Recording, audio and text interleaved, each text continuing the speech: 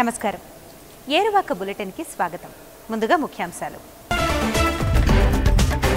చామంతి పూల సాగులో అనంతపురం రైతులు తక్కువ పెట్టుబడితో అందుకుంటున్న లాభాలు.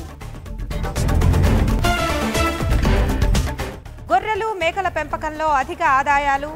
బ్రాహ్మణపల్లిలో ఆదర్శంగా నిలిచిన ఇద్దరు. వరి మాగాణిలో మొక్కజొన్న పంట సాగు. దున్నకుండానే విత్తుకుంటే అధిక లాభాలు.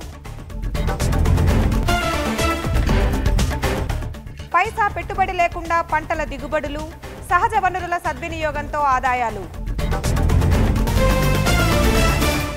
కరువు ప్రాంతాల్లో ఉన్న నీటితోనే వాణిజ్య పంటలు సాగు చేసుకోవచ్చు. తక్కువ నీటితోనే ఎక్కువ దిగుబడులు అందుకోవచ్చు. వాణిజ్య పంటల్లో పూల సాగు బాగా కలిసి వస్తుంది. పూలల్లో చామంతులకు మార్కెట్లో చాలా డిమాండ్ ఉంటుంది. ఈ పూలను సాగు చేయడానికి పెట్టే పెట్టుబడిలో ఎన్నో రెట్లు లాభాలు వస్తాయి. అదే బాటలో సాగుతున్నారు అనంతపురం రైతులు. వారి విజయం వెనుక రహస్యం ఏమిటో తెలుసుకుందాం.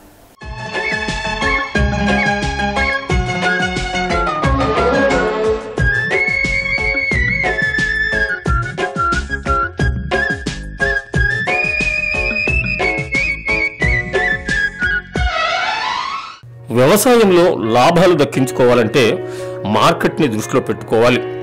మార్కెట్లో ఏ పంటకు డిమాండ్ ఉంటుందో దాన్ని సాగు చేసుకోవాలి. ఆహార పంటలతో పాటు వాణిజ్య పంటలను సాగు చేసుకుంటే ఆశించిన ఆదాయం వస్తుంది. వాణిజ్య పంటల్లో మిరప, పసుపు, అల్లం వంటివి మంచి ఆదాయాన్ని తెచ్చిపెడతాయి. ఈ పంటలను పండించాలంటే సాగునీటి వసతి తప్పనిసరిగా ఉండాలి. ఆ సాగునీటిని సద్వినియోగం చేసుకోవాలి. సాగునీటి వసతి తక్కువగా ఉన్న వాణిజ్య పంటలను సాగు చేసుకోవచ్చు. అనుకున్న దిగుబడులు సాధించుకోవచ్చు. దానికి డ్రిప్ ఇరిగేషన్ పద్ధతిని అవలంబించాలి. అయితే సాగునీటి వసతి అంతంత మాత్రమే ఉన్నా పూల సాగు బాగా కలిసి వస్తుంది. పూలకు ఎప్పుడూ మార్కెట్ ఉంటుంది. ముఖ్యంగా చామంతి పూల సాగులో అధిక లాభాలు దక్కించుకునే అవకాశాలు ఎక్కువగా ఉంటాయి. ఈ పూల సాగులో పెట్టిన పెట్టుబడికి ఎన్నో రెట్లు ఆదాయం వస్తుంది. చామంతి పూలకు మార్కెట్లో చాలా డిమాండ్ ఉంటుంది. ఈ పూలకు అధిక ధర కూడా వస్తుంది. చామంతి పూలను ఆడవాళ్లు సిగలో తురుముకుంటారు. చామంతులతో పండుగలకు ఇంటిని అలంకరించుకోవచ్చు. చామంతుల నుంచి అత్తరును కూడా తయారు చేసుకోవచ్చు. దీని అత్తరు చాలా సువాసన కలిగి ఉంటుంది. అందుకే చామంతులకు మార్కెట్లో మంచి డిమాండ్ ఉంటుంది. దీని సాగులో సమస్యలు కూడా తక్కువే, పెట్టుబడి కూడా తక్కువే. సాగునీటి వసతి తక్కువగా ఉన్న చామంతి పూలను సాగు చేసుకోవచ్చు. ఆశించిన దిగుబడులను అందుకోవచ్చు.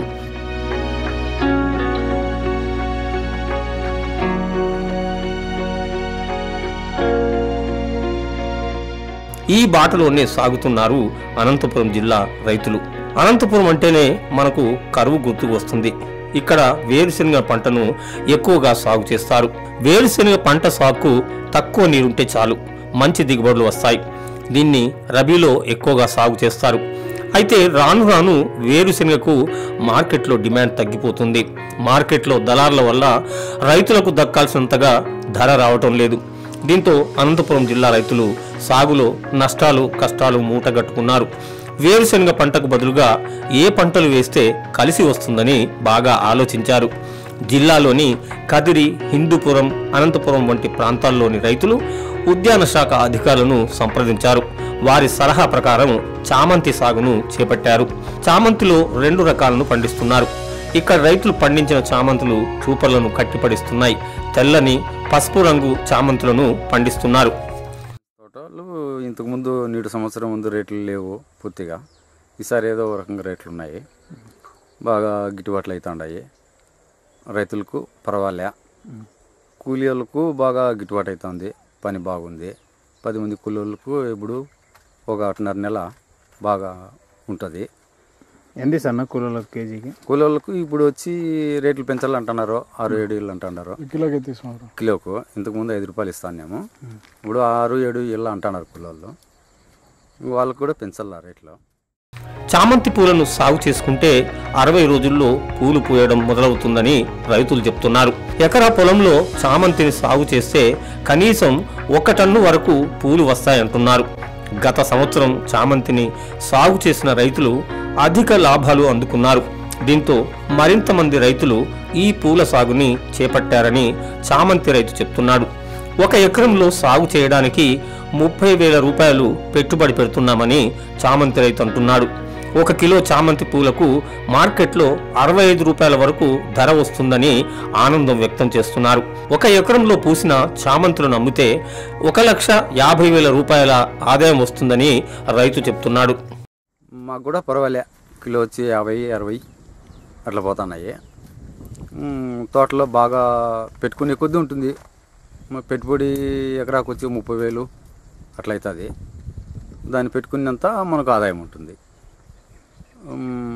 ఈ కదిరిలో కొంచెం రేట్లు కిందికి మిందికి ఉన్నాయి. బయట అయితే రేట్లు రకంగా వస్తున్నాయి. బయటకు పోయి అమ్ముకొచ్చుకుంటున్నాము.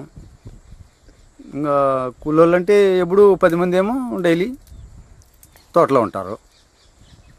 ఇది పంగయం వచ్చి దిగుబడి కోతకొచ్చి 1,500 కింటా కాటి నుంచి 1.5 కింటా వరకు కోతకు వచ్చి పడతాయి.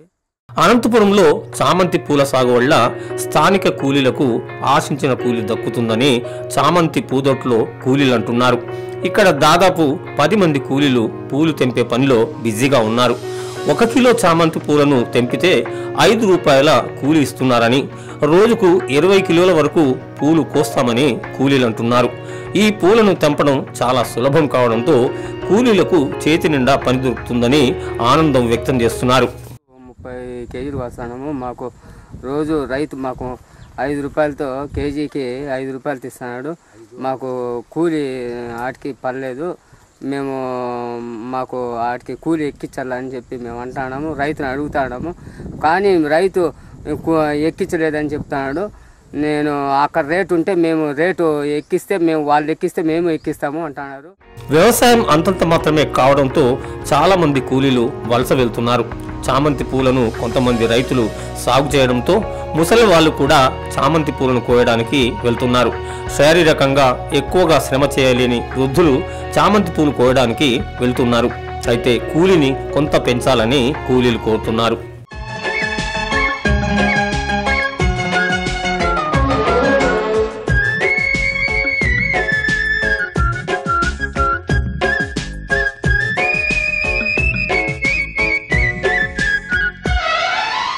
ఏరువాకలో ఇప్పుడు చిన్న విరామం.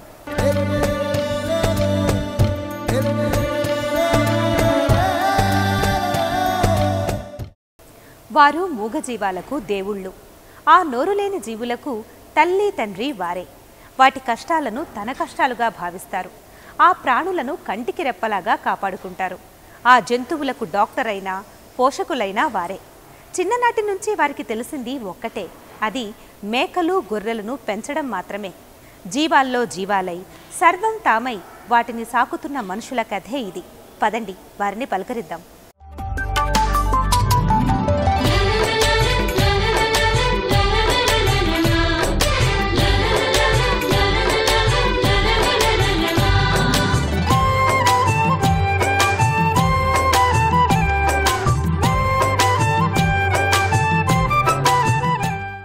మనుషులను పెంచడం పెద్ద గొప్పేం కాదు. ఎందుకంటే మనిషికి ఏం కావాలో అడిగి మరీ తీసుకుంటాడు. ఆకలేస్తే అన్నం పెట్టమంటాడు. ఏ వ్యాధి వచ్చినా తన బాధ్యంతో చెప్పుకుంటాడు. కానీ నోరు లేని పశువులను పెంచడం అంత తేలిక కాదు. అవి మాట్లాడలేవు, ఆకలి అని అడగలేవు, ఏ బాధ అయినా చెప్పుకోలేవు. వర్షం వస్తే ఎండ కాస్తే ఏమవుతుందో వివరించలేవు. అటువంటి మూగజీవాలను పెంచడం ఆషామాషి వ్యవహారం కాదు. నోరు వాయి లేని పశువులను పెంచడం అంటే కత్తి మీద సాము. ఎప్పుడు ఆ జీవాలకు ఏం అవసరం ఉంటుందో తెలుసుకొని సాకడం చాలా కష్టమైన పని. వాతావరణం మారినప్పుడు ఆ జీవాల్లో చాలా ఇబ్బందులు వస్తాయి. ఎన్నో రకాల వ్యాధులు వస్తాయి. అవి ఎప్పుడు వస్తాయో తెలియదు.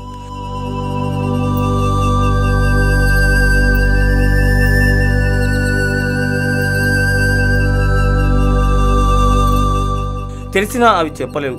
ఒకప్పుడు పల్లెలు పాడి పశువులతో కలకల్లాడేవి. ప్రతి ఇంటిలో ఆవులు, మేకలు, గేదెలు, గొర్రెలు, కోళ్ళు ఉండేవి. పల్లెవాసులు వాటిని ప్రాణపదంగా పెంచేవారు. పండుగలు పబ్బాలకు వాటిని ఉపయోగించేవారు. ఎక్కడ చూసినా చిక్కని అడవులుండేవి. ఆ అడవుల్లో మూగజీవాలకు కావలసినంత మేత ఉండేది. రాను రాను అడవులు అంతరించిపోతున్నాయి. పశువుల మేత దొరకడం కష్టమైపోతుంది. దీంతో పశువులను పెంచడము కత్తి మీద సాములాగా మారింది. ఇన్ని సవాళ్లు ఎదురవుతున్నా పశువుల పెంపకాన్ని వదిలిపెట్టని వాళ్ళు ఉన్నారు. దాన్నే ప్రధాన వృత్తిగా జీవనం సాగించేవారున్నారు. వారిలో కోండు బాలయ్య ఒకరు. ఆయనతో పాటు గొరిగ నరసింహ కూడా మేకలు గొర్రెలను పెంచుతున్నాడు. వారిది రంగారెడ్డి జిల్లా హయత్ నగర్ మండలం బ్రాహ్మణపల్లి గ్రామం. ఇది చాలా చిన్న ఊరు. అయితేనే వ్యవసాయంలో మంచి పంటలు తీస్తున్నారు.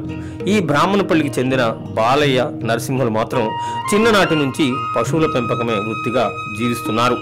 బ్రాహ్మణపల్లికి 2 కిలోమీటర్ల దూరంలో జనసంచారం లేని ప్రదేశంలో కంచెను ఏర్పాటు చేశారు. ఆ కంచెలో 250 వరకు మేకలు గొర్రెలను పెంచుతున్నారు. చిన్నప్పటి నుంచి మేకలు గొర్రెలను పెంచుతున్నామని సగర్వంగా చెప్తున్నారు. తమకు నోరు లేని ఈ జీవాలంటే ప్రాణమంటారు. వాటి ఆరణ పాలన చూడడమే తమ లక్ష్యం అంటారు. గొర్రెలు మేకలను పసిపాపలను పెంచినట్టు పెంచుతున్నారు. వారికి ఇల్లైనా పల్లెైనా అదే ప్రాంతం. తిండి తిప్పలు అక్కడే. ఎముకలు కొరికే చలిలోనైనా ఆ జీవాల పక్కనే ఉంటారు.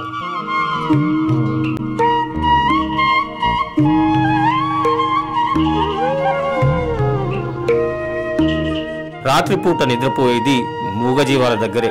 రాత్రే కాదు పగలు కూడా అక్కడ జనసంచారం ఉండదు. అయినా వాళ్ళు దేనికి భయపడరు, ఎవరికీ భయపడరు. మేకలు గొర్రెలను పెంచే ప్రదేశానికి దగ్గర ఓ ఇంజనీరింగ్ కాలేజ్ ఉంది. బాలయ్య నరసింహుల పశువుల కంచె దాని వెనుక భాగాన ఉంది. పగలు కూడా కంచె వైపు ఒక్క మనిషి కూడా రాడు. అయినా వారిలో జంకు లేదు, బెదురు లేదు.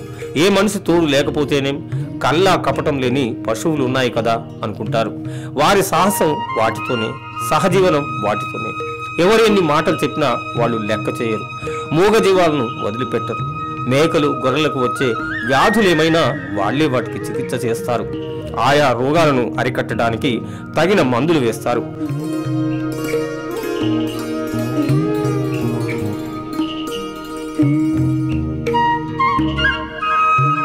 చదువు రాకపోయినా వాళ్ళు పశువుల డాక్టర్ లాగే మేకలు గొర్రెల ప్రాణాలు కాపాడుతున్నారు. వారిది బ్రాహ్మణపల్లి గ్రామం. ఆ పల్లెకు పోయేది రోజుకు ఒక్కసారి. అది కూడా ఉదయం మాత్రమే వెళ్తారు. మధ్యాహ్నం రాత్రి కోసం సర్దిమూట కట్టుకొని కంచె దగ్గరికి వస్తారు. మళ్ళీ ఇంటికి వెళ్లేది మరుసటి ఉదయమే. నిజానికి వాటి కాపలాకు ఓ మనిషిని పెట్టుకోవచ్చు. అదే అడిగితే అక్కర్లేదంటారు. తాము జీవించి ఉన్నన్ని రోజులు వాటిని వదిలిపెట్టమంటారు. వాటికి కావలసినంత మేత అక్కడ లేనప్పుడు కొంటామని వాళ్ళు చెప్తున్నారు. అప్పుడు 10 ఏళ్ళ మా తాతల నాడు సంతగా వేగాస్తున్నాం. సంవత్సరం నాడు పిల్లలు వెళ్తే అమ్ముకుంటాం అంతే. సచ్చింది బతికినాయి. ఇక అరిష్టం అంటే కూడా పోతాయి. ఇక మేము కాసేది ఇటునే అన్నమాట. ఇప్పుడు మా తాతల నాడు సంది వీటితోనే మళ్ళీ ఆడుతున్నాం మేము అన్నమాట. ఇక వీటితోనే మళ్ళీ ఆడతాం, వీటితోనే కాస్తున్నాం. ఇంకా మాకే సామి లేదు, ఏది లేదు. నాకు ఆ 100 ఆసరు ఉన్నాయి. ఇక గొర్రె మేకలు ఏమో 2-3 ఉన్నాయి, కానీ మేకలు అన్ని కలిసి 100 ఆసరు ఉన్నాయి. బాలయ్య నరసింహ పెంచుతున్న గొర్రెల మేకల మందులో చిన్నపిల్లలు కూడా ఉన్నాయి. వాటిని అల్లారు ముద్దుగా చూసుకుంటున్నారు. ఈ కంచె దగ్గరలో మేత లేనప్పుడు దూర ప్రాంతాలకు తీసుకుపోయి మేపుతామని వారంటున్నారు. పెరిగిన తర్వాత మేకలు గొర్రెలను అమ్ముతామని చెప్తున్నారు. వారికి వచ్చే ఆదాయం మాత్రం తక్కువే. ఒక మేకను అమ్మితే 4,000 రూపాయల వరకు వస్తాయంటున్నారు. కానీ అదే మేకను సిటీలో దళారులు 10 నుంచి 15,000కు అమ్ముకుంటున్నారని వారు అంటున్నారు. అయినా వారికి వచ్చిందే చాలని సరిపెట్టుకుంటున్నారు. ఇక భూమి మీద గడ్డి కొంటాం, ఈ దినం వస్తే కొని మేపుతాం. సప్పలు కొంటాం, తుమ్మలు కొంటాం, ఆపలు కొంటాం. ఏది దొరికితే అది కొని మేపుతాం. ఈ దినం వస్తే, ఎండాకాలం వస్తే ఇట్లా కార్డులు పెట్టుకుంటాం. ఎవరు గుర్తులు ఇట్లా గుర్తులు పెట్టుకుంటాం చెవులకు. ఎవరు ఇట్లా చెవులు వలగదిస్తారు, ఎవరు ఇట్లా కార్డులు ఇంకా కార్డులు పెట్టుకుంటారు, ఎవరు ముందర కార్డులు పెట్టుకుంటారు, వాళ్ళు కొన చెవులు కోసుకుంటారు. ఇట్లా నేను రెల్ల పెంకలు పెట్టుకుంటే చెవులు వలగదిస్తా. ఈ ఆధారం ఇటు మీదే బతాం అంటారు. కానీ మేము సంవత్సరానికి పిల్లలు వెళ్తాయి, అవి అమ్ముకుంటే తింటున్నాం అంతే. గొర్రెల మేకలను పెంచడంలో బాలయ్య నరసింహులు వారికి వారే సాటి అని నిరూపిస్తున్నారు. ఎండనక వాననక మూగజీవాల సంరక్షణలోనే గడుపుతున్నారు. నోరు లేని మేకలు గొర్రెలను పెంచడంలోనే ఆనందాన్ని వెతుక్కుంటున్నారు. అదే లోకంగా బతుకుతున్నారు.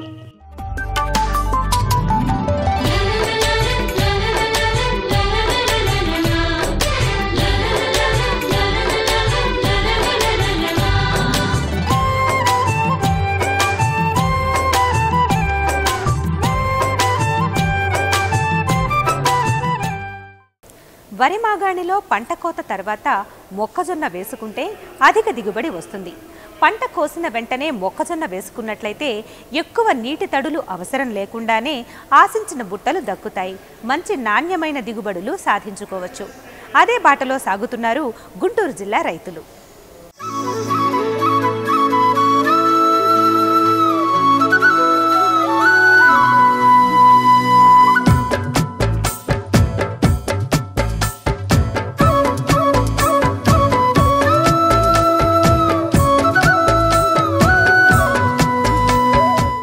మాగాణి భూముల్లో వరి పంట దిగుబడి ఆశించిన స్థాయిలో ఉంటుంది. ఈ పంట కోత తర్వాత ఆ భూమిలో మొక్కజొన్న పంట వేసుకుంటే ఎక్కువ నీటి తడులు లేకుండానే మంచి దిగుబడి దక్కించుకోవచ్చు. ఈ పంటలో చీడపీడల బెడద కూడా చాలా తక్కువగా ఉంటుంది. మొక్కజొన్న సాగు చేయడానికి పెద్దగా పెట్టుబడి అవసరం ఉండదు. ఈ పంటను సాగు చేసినట్లయితే రైతుకు ఆర్థికంగా బాగా కలిసి వస్తుంది. వరి కోత తర్వాత ఈ పంటను వేసుకుంటే ఎరువులు కూడా ఎక్కువగా వేయాల్సిన అవసరం ఉండదు. 100 నుంచి 110 రోజుల్లో పంట చేతికి వస్తుంది. రబీలో సాగుకు అనువైన వంగడాలను ఎంచుకోవాలి. ఆయా ప్రాంతాలకు పనికి వచ్చే మేలైన మొక్కజొన్న రకాలు అందుబాటులో ఉన్నాయి. నేల వాతావరణాన్ని బట్టి మొక్కజొన్న రకాన్ని ఎంచుకోవాలి. కొద్దిపాటి నీటి తడులు పెట్టినట్లయితే తప్పకుండా అధిక దిగుబడి దక్కుతుంది. అందుకే గుంటూరు జిల్లా తెనాలి డివిజన్కు చెందిన రైతులు వరి పంటను కోసిన తర్వాత మొక్కజొన్న పంటను వేస్తున్నారు. విశేషం ఏమిటంటే వరి పంట కోసిన తర్వాత పొలాన్ని దున్నకుండానే పాదుల్లో విత్తనాలను నాటుకుంటున్నారు. దీంతో ఎక్కువ దిగుబడి వస్తుందని స్థానిక రైతులు అంటున్నారు. తమ కష్టానికి తగిన ఫలితం వస్తుందని ఆనందం వ్యక్తం చేస్తున్నారు. మొక్కజొన్న పంటకు గిట్టుబాటు ధర కల్పించినట్లయితే పెద్ద ఎత్తున మొక్కజొన్నను సాగు చేస్తామని తెనాలి రైతులు చెప్తున్నారు. వరిపాత అయిపోయిందండి. మినిమం వేయాలంటే ఎర్రాకు వస్తుంది, ఉపయోగపడుతులేదు. ఆ మొక్కజొన్న వేస్తే రేటుకి అందుబాటుగా ఉంటే మీకు ఒడ్లు పడతామండి, లేకపోతే నష్టపోతాము. పైగా రైతు వచ్చేసరికి వాటర్ లేదంటున్నారు. వాటర్ మటుకు ఇవ్వకపోతే మటుకు చాలా నష్టపోతామండి. మేము మద్దతు ధర వాటర్ ఇస్తే మేము చేయగలం వ్యవసాయం. లేకపోతే వ్యవసాయం ఏటా తగ్గిపోతుంది తప్పితే వ్యవసాయం డెవలప్మెంట్ మేము చేయలేము. ఈ ఏడీ గారు చెబుతూ వీళ్ళందరూ చెబుతూ చేయమన్నారు కానీ మినిమం ఏమన్నా పొండాకు వస్తుంది. దానివల్ల ఏం ఉపయోగపడదు. ఇక్కడ పొండాకు వల్ల ఉపయోగపడదు. కావాలంటే మీరు పినబాడు పొలిమేరలు కానీ పెదరావులు కానీ పరిమాణం చూడండి. పొండాకు తప్పితే మినుము మంచిగా రావట్లా. మరోవైపు రబీ పంటకు నీరివ్వలేమని అధికారులు చెప్తున్నారని రైతులు ఆవేదన వ్యక్తం చేస్తున్నారు. అధికారులు కాలువలతో సాగునీరు అందివ్వకుంటే బోరుబావి నీటిని ఉపయోగించుకుని సాగు చేస్తామని తెనాలి రైతులు చెప్తున్నారు. వరి కోత తర్వాత అదే భూమిలో కర్రతో పాదులు చేసి విత్తనాలు నాటుకుంటే మంచి దిగుబడి వస్తుందని రైతులు చెప్తున్నారు. వరి మాగాణిలో ఉండే తడి వల్ల విత్తనాలు మొలకెత్తుతాయంటున్నారు. 2-3 తడులు ఇచ్చినట్లయితే అధిక దిగుబడి వస్తుందని వారంటున్నారు. ఈ వరి కోసుకున్న తర్వాత మొక్కజొన్న నాటడం 5-6 సంవత్సరాల నుంచి బాగా ఇచ్చడిగా వేస్తున్నాము. ఏటా కూడా మాకు అంతా అనుకూలం కొద్దిగా ఉంది. రేటు మద్దతు ధర ఉంది, రేట్లు కూడా కొద్దిగా ఉన్నాయి. ఈ సంవత్సరం మొక్కజొన్న వేసిన తర్వాత ఆ ప్యాకెట్ కొనబోతేనే 800 అవుతుందండి. మామూలుగా 2 ప్యాకెట్లు పడుతున్నాయండి. కూలీలకు కూడా 1600 ఇవ్వాల్సి వస్తుంది. టాటర్తో వేపుతుంటే బాగా కుదరలేదు, కొన్ని బురదనాలు ఉండి కుదరట్లేదు. దానివల్ల ఏంటంటే ఇది 16 అది 16 ముందు కొట్టినందుకు ఏదన్నా కానీ 1600 అవుతుందండి. ఈసారి వరి కోత తర్వాత మొక్కజొన్నను ఎక్కువగా సాగు చేస్తున్నామని రైతులు అంటున్నారు. వరి మాగాణుల్లో మొక్కజొన్న సాగు చేయడంలో కొన్ని మెలకువలు పాటించాలి. వరి మాగాణిలో వరి కోత తర్వాత దుక్కి దున్నకుండానే మొక్కజొన్నను సాగు చేసుకోవచ్చు. దీన్ని జీరో టిల్లేజ్ పద్ధతి అంటారు. ఈ పద్ధతిలో తొలకరి వరి చేను కోసిన తర్వాత పొలంలో వరి కొయ్య కాళ్లలో దుక్కి దున్నకుండానే పదును చూసుకొని మొక్కజొన్న విత్తనాలు నాటుకోవాలి. ఈ విధానం వల్ల రైతులకు దుక్కి దున్నడానికి పెట్టే ఖర్చులు ఆదా అవుతాయి. అంతేకాకుండా నెల రోజుల పంట కాలం కలిసి వస్తుంది. తెలంగాణలోని రైతులు సాగు చేయాలనుకుంటే నవంబర్ నుంచి డిసెంబర్ వరకు వరి కోతల తర్వాత మొక్కజొన్న విత్తనాలను విత్తుకోవాలి. అదే కోస్తాంధ్రలో సాగు చేయాలనుకుంటే నవంబర్ నుంచి జనవరి మొదటి వారం వరకు విత్తుకోవచ్చు. ఆ తర్వాత విత్తనాలను విత్తుకున్నట్లయితే పంట దిగుబడి తగ్గిపోతుంది. కాబట్టి సకాలంలో విత్తుకోవాలి. వరి కోసిన తర్వాత భూమిలో తగినంత తేమ లేనట్లయితే తేలికపాటి ఒక తడి ఇచ్చి మొక్కజొన్నను విత్తుకోవాలి.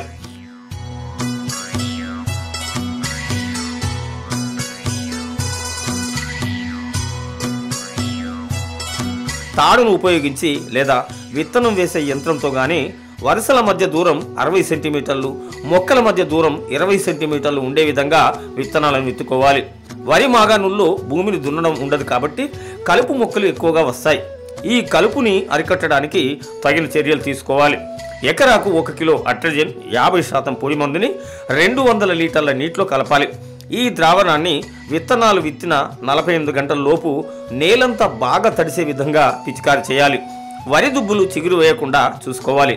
దుబ్బులు రాకుండా ఉండాలంటే 1 లీటర్ పారాక్వాట్ మందుని 200 లీటర్ల నీటిలో కలపాలి. ఈ ద్రావణాన్ని విత్తనాలు విత్తే ముందు లేదా విత్తిన వెంటనే పిచికారి చేయాలి. 2 ద్రావణాలను వేరువేరుగా పిచికారి చేసుకోవచ్చు లేదా అట్రజన్ పారాక్వాట్ 2 మందులను కలిపి పిచికారి చేసుకోవచ్చు. మొక్కజొన్న విత్తిన తర్వాత 30 రోజులు పైబడిన పైరులో పేనుబంక, చిగురు నల్లి ఆశించే అవకాశం ఉంది.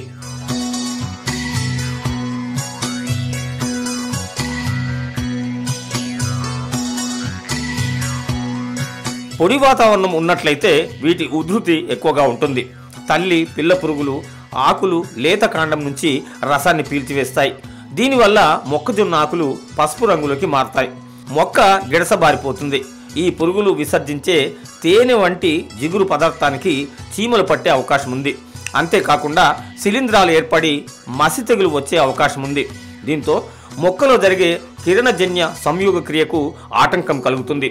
సాధారణంగా అక్షింతల పురుగులు, సిర్ఫిడ్స్ వంటి పరాన్న బుక్కులు, పరాన్న జీవులు ఈ పురుగులను అదుపులో ఉంచుతాయి. రసం పీల్చే పురుగుల ఉధృతి ఎక్కువగా ఉంటే తగిన మందులు చల్లుకోవాలి. ఎకరాకు 320 మిల్లీలీటర్ల మోనోక్రోటోఫాస్ లేదా 400 మిల్లీలీటర్ల డైమిథోయేట్ 200 లీటర్ల నీటిలో కలపాలి. ఈ ద్రావణాన్ని పైరుపై పిచికారి చేసినట్లయితే రసం పీల్చే పురుగుల బెడద ఉండదు. మొక్కజొన్నలో ఆశించిన దిగుబడులు మనకు దక్కుతాయి.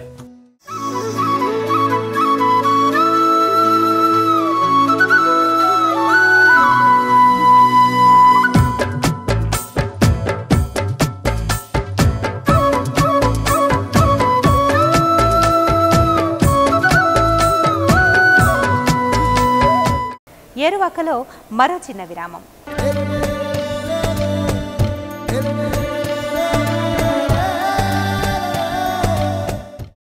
రాను రాను సాగులో ఖర్చులు పెరిగిపోతున్నాయని రైతులు ఆందోళన చెందుతున్నారు. వ్యవసాయ పెట్టుబడి పెరిగి మోయలేని భారంగా మారిందంటున్నారు. పండించిన పంటకు గిట్టుబాటు ధర దక్కలేదని వాపోతున్నారు. నిజానికి సాగులో పెట్టుబడులు తగ్గించుకోవడానికి చాలా మార్గాలున్నాయి. పైసా పెట్టుబడి లేకుండా పంటలు పండించుకోవచ్చు. ముమ్మాటికి ఇది సాధ్యమే. ప్రకృతిలో దొరికే పదార్థాలను సద్వినియోగం చేసుకుంటే ఖర్చులు లేకుండా ఆదాయం దక్కించుకోవచ్చు. ఇది ఎలా సాధ్యమో తెలుసుకుందాం.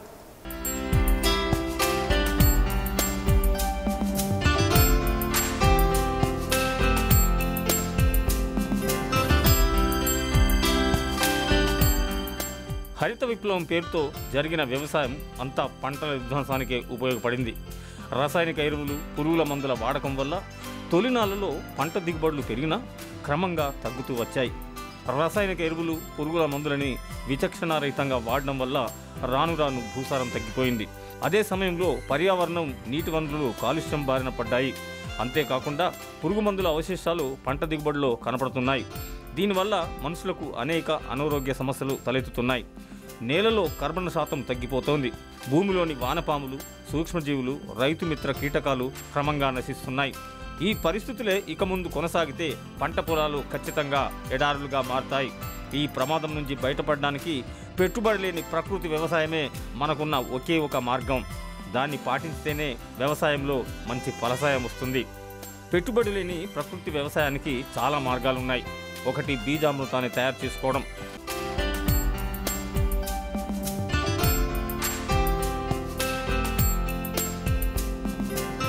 దీన్ని తయారు చేసుకోవడానికి పెద్దగా పెట్టుబడి పెట్టవలసిన పని లేదు. జీవామృతం తయారు చేయడానికి ముఖ్యంగా దేశీ ఎద్దు లేదా గేదె పేడ అవసరం ఉంటుంది. అలాగే ఆ పశువుల మూత్రం 6 లీటర్లు, సున్నం 50 గ్రాములు, నీరు 20 లీటర్లు అవసరం. 5 కిలోల ఆవు పేడను మూటగట్టి 20 లీటర్ల నీళ్లలో వేలాడదీయాలి. దానిలో గోమూత్రం 50 గ్రాముల సున్నం వేయాలి. వాటిని నీటిలో వేసి 12 గంటల పాటు అలాగే ఉంచాలి. రోజుకు 2 సార్లు కర్రతో సవ్య దిశలో బాగా కలపాలి. 12 గంటల్లో జీవామృతం తయారవుతుంది. ఈ ద్రావణాన్ని కలిపిన తర్వాత 48 గంటలు నీడలో ఉంచాలి. రోజు ఉదయం సాయంత్రం కర్రతో సవ్య దిశలో ఈ ద్రావణాన్ని కలపాలి. ఆ తర్వాత ద్రవ జీవామృతాన్ని పంటలకు ఉపయోగించుకోవచ్చు. ద్రవ జీవామృతాన్ని ప్రతి పంట పైన అన్ని రకాల పండ్ల చెట్లపై పిచికారి చేసి మంచి దిగుబడులు సాధించుకోవచ్చు. వరి, జొన్న, గోధుమ వంటి ఆహార పంటల్లో ఇది అద్భుతంగా పనిచేస్తుంది. కూరగాయలైన వంగ, టమోటా, బంగాళదుంప, పూల మొక్కలు, ఔషధాల మొక్కల సాగులో ఇది బాగా పనిచేస్తుంది. ఈ ద్రావణాన్ని నెలకొకసారైనా పిచికారి చేయాలి. విత్తనం వేసిన తర్వాత 15 రోజులకు తొలుత పిచికారి చేయాలి. ప్రతి ఎకరాకు 5 లీటర్ల వడపోసిన జీవామృతాన్ని 100 లీటర్ల నీటిలో కలిపి పిచికారి చేసుకోవాలి. మొక్క నాటిన 30 రోజుల తర్వాత రెండవసారి పిచికారి చేయాలి. ఆ తర్వాత 45 రోజుల తర్వాత మూడవసారి పిచికారి చేయాలి. ఎకరానికి 10 లీటర్ల జీవామృతాన్ని 150 లీటర్ల నీటితో కలిపి మరోసారి పిచికారి చేసుకోవాలి.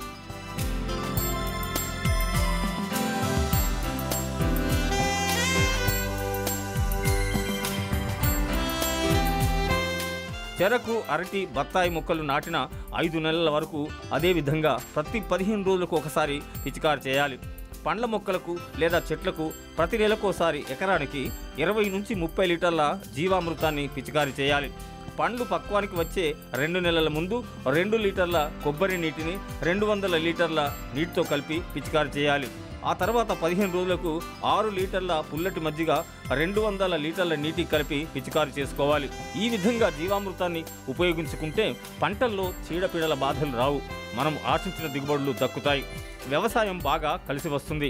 అసలు పెట్టుబడి అంటూ ఏదీ లేకుండానే ఇలా సాగు చేసుకుంటే వ్యవసాయం లాభదాయకంగా ఉంటుంది. ఈ జీవామృతాలను ఉపయోగించడం వల్ల వాతావరణం, నేల కాలుష్యము కావు. అంతేకాకుండా పురుగుల మందులకు బదులుగా ఈ జీవామృతాన్ని వాడటం వల్ల నాణ్యమైన పంటలు మనకు దక్కుతాయి. ఈ నాణ్యమైన పంటలతో ఆరోగ్యం బాగుపడుతుంది.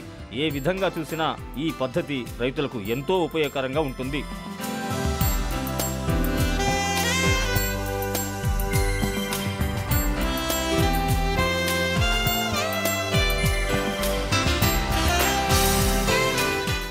ఇది ఈనాటి ఏరువాక. మరిన్ని విశేషాలతో రేపు కలుద్దాం. సెలవు.